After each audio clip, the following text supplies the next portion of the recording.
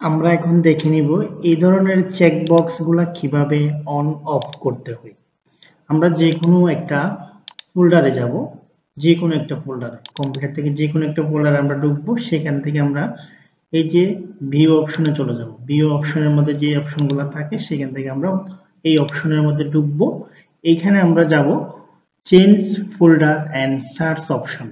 এই অপশনে প্রথম অপশন আমরা ঢুকবো। ঢোকার সাথে সাথে আমাদেরকে এইরকম একটা সার্চ বক্স দিবে, এরকম একটা। এই সার্চ বক্সের মধ্যে আমরা চলে যাব ভিউ। ভিউ থেকে আমরা চলে যাব একটু নিচের দিকে স্ক্রল করব।